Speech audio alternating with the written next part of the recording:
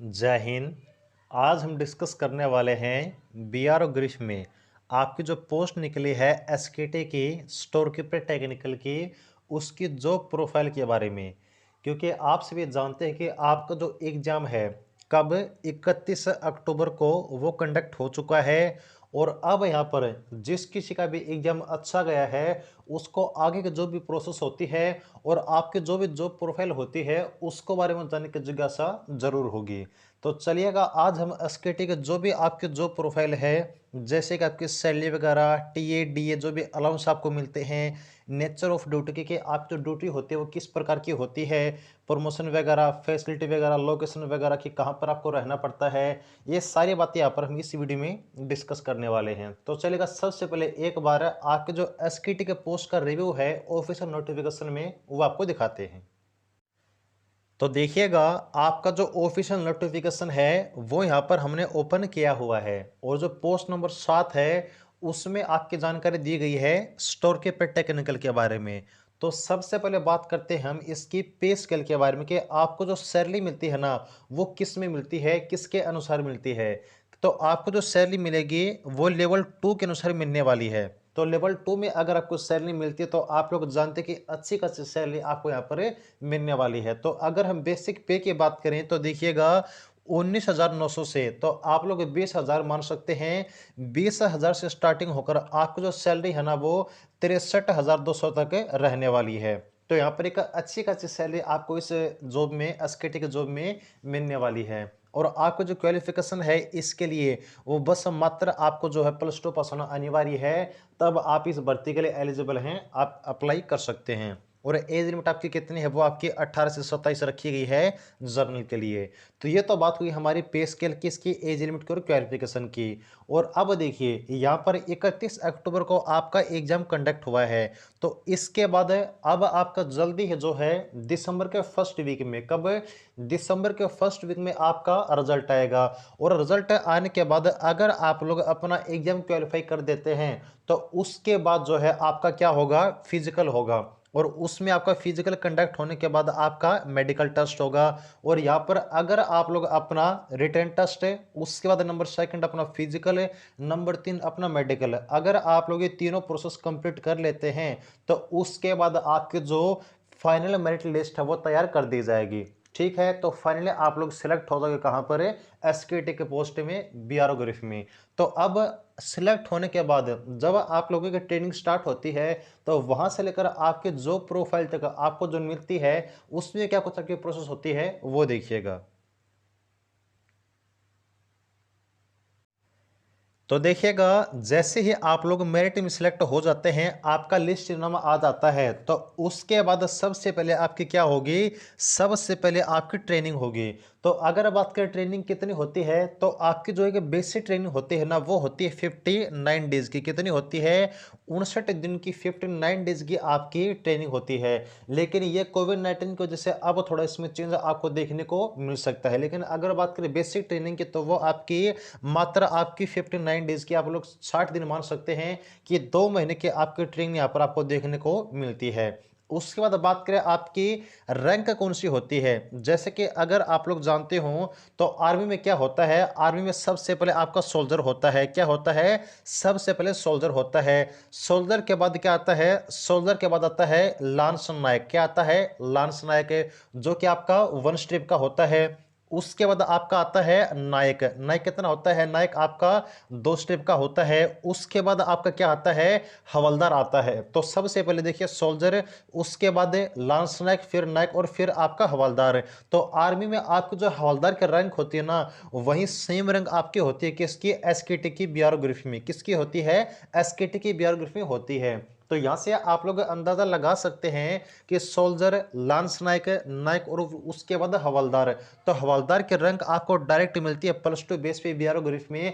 तो कितने अच्छे खासी रैंक है आप लोग यहाँ पर देख सकते हैं। और ध्यान दीजिएगा कि आपको जो यूनिफॉर्म मिलने वाली है किसमें, बीआरओ ग्रिफ में। तो जो यूनिफॉर्म आपको मिलेगी ना, यहाँ पे देखिए जो आपकी यूनिफॉर्म है वो किस प्रकार की मिलेगी, यूनिफॉर्म आपको मिलेगी खाकी यूनिफॉर्म। किस प्रकार की, खाकी यूनिफॉर्म आपको मिलने वाली है। और यहाँ पर आपका जो एक रैंक होता है ना तो उस रैंक में आपको 3 स्ट्रिप मिलेंगी और वो स्ट्रिप कहाँ पर होंगी? वो स्ट्रिप आपके बाजू पर होंगी, कंधों पर नहीं होंगी, ध्यान दीजिएगा, कंधों पर नहीं होंगी, वो स्ट्रिप आपके बाजू पर होंगी। और कितनी स्ट्रिप होंगी? आपकी 3 स्ट्रिप होने वाली हैं आपकी एसकेटी की पोस्ट के लिए। ठीक है जी। उसके बाद देखिए जो पे स्केल है वो आपको हमने बता दिया है। अगर बात करें प्रमोशन की, तो देखिएगा बीआरओ ग्रिफ में आपका जो प्रमोशन है ना वो आपका स्लो है। क्या है? प्रमोशन आपका स्लो है बीआरओ ग्रिफ में। आप लोग ये मान के चलिए कि 15 से आपको जो 16 साल लग सकते हैं अपनी पोस्ट को बढ़ाने के लिए। जैसे कि आपको अगर बात करें आगे हवलदार की जो पोस्ट होती है जहां पर आपकी कंधे पर स्ट्रिप लगना स्टार्ट हो जाती है। कहां पर? कंधे से, बाजू से हटाकर आपके कंधे पर जो स्ट्रिप लगती है वो सबसे पहले अगर बात करें किस पोस्ट की लगती है, वो आपकी लगती है नायब सूबेदार की। किसकी लगती है? वो आपके नायब सूबेदार की लगती है। तो उसके बाद जो है आपका सूबेदार होता है, जो कि आपका उसके बाद जो प्रमोशन होता है वो आपका गैजेटेड ऑफिसर कहलाता है। जो कि आपका सूबेदार जो आपको 2 स्ट्रिप का होता है वो आपका जीसीओ रैंक का होता है। ठीक है, जूनियर कमीशन ऑफिसर होता है। तो यमन के 15 से 16 साल आपको लग जाते हैं अपने कंधे पर एक स्ट्रिप लगाने के लिए, आपको जो है नायब सूबेदार बनने के लिए। ठीक है जी। तो ये आपके प्रमोशन की बात हुई। प्रमोशन आपका थोड़ा सा बीआरओ में स्लो होता है। ट्रेनिंग के बारे में आपको हमने बता दें, ट्रेनिंग कितने दिन की होती है? बेसिक ट्रेनिंग आपके जो है 59 डेज की होती है। लेकिन ये आपका अभी शायद कोविड-19 की वजह से थोड़ा मोटा इसमें आपको चेंज देखने को मिल सकता है।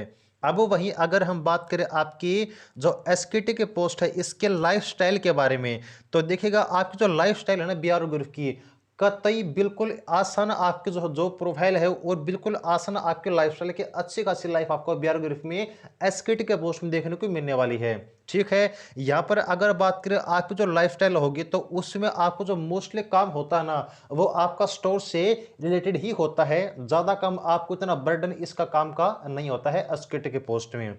अगर बात करें लोकेशन की, तो आपको जो सबसे बड़ा डाउट है कि क्या हमें लाइफ टाइम हमें एक ही लोकेशन पर रहना होगा, तो बिल्कुल भी नहीं। 1% भी आप जो है लाइफ टाइम एक जगह पर एक लोकेशन पर नहीं रह सकते।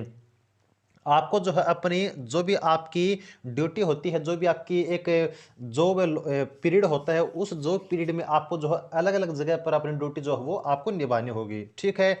और सबसे बड़ा एक और डाउट था कि यहाँ पर क्या आपको जो सीएसडी कार्ड है, जो आपका सीएसडी कार्ड है और जो लिकर कार्ड है वो इसमें आपका अवेलेबल होता है या फिर नहीं? तो एसक्यूटी को सीएसडी कार्ड, लिकर कार्ड ये दोनों ही आपको प्रोवाइड किए जाते हैं एसक्यूटी की पोस्ट में।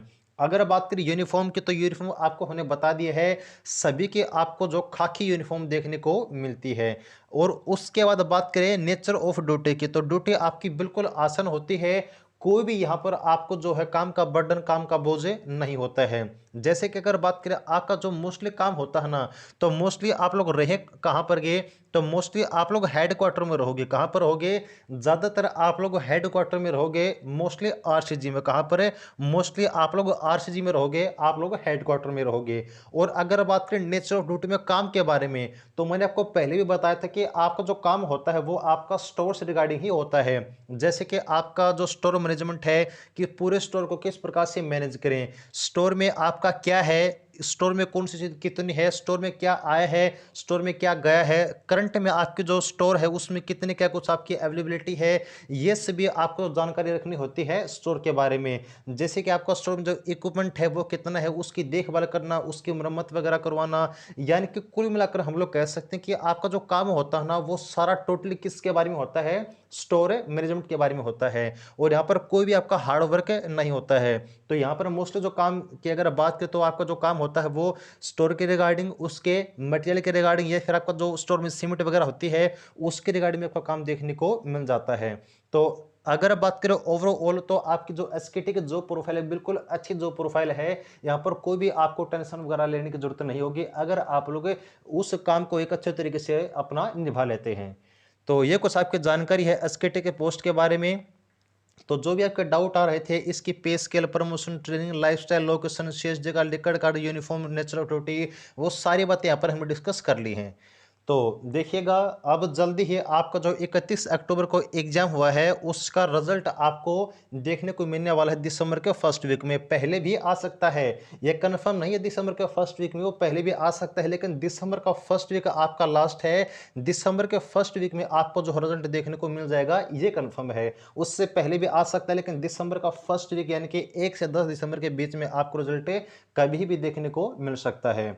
और उसके बाद आपकी अगर बात करें फिजिकल की, तो दिसंबर में देखिए कंफर्म है कि दिसंबर में आपकी जो फिजिकल है ना वो कंडक्ट करवाई जाएगी। तो आप लोग फिजिकल के तैयार रहिएगा। और वहां पर आपका जो एक और डाउट था कि क्या आपकी जो एसकेटी के पोस्ट है उसमें ट्रेड टेस्ट होगा या फिर नहीं होगा, तो आपको हमने पहले बार बार बताया है। और उसका जो डाउट आपका आ रहा था फिर से आपको क्लियर कर देते कि आपका एसकेटी में कोई भी ट्रेड टेस्ट कंडक्ट नहीं किया जाएगा, बस आपका फिजिकल होगा। फिजिकल कितना होगा? फिजिकल आपका 1600 मीटर होगा, जो कि आपको 10 मिनट में बिल्कुल चलकर आराम से क्लियर आप लोग कर सकते हैं। तो फिजिकल, देन आपका मेडिकल, और देन आपकी जो फाइनल मेरिट लिस्ट है वो आपकी आउट कर दी जाएगी। तो ये कुछ आपकी जानकारी थी एसकेटी के पोस्ट के बारे में। उम्मीद है कि जानकारी जरूर से जरूर अच्छी लगी होगी। और जैसे आपकी कोई भी अपडेट आती है बीआरओ की पोस्ट के बारे में, किसी पोस्ट के बारे में या फिर नई भर्ती के बारे में, हम आपको टाइम टाइम इन्फॉर्म करते रहेंगे। तो आगे अपडेट के लिए जुड़े रहिएगा। Thanks for keep supporting. जय हिंद।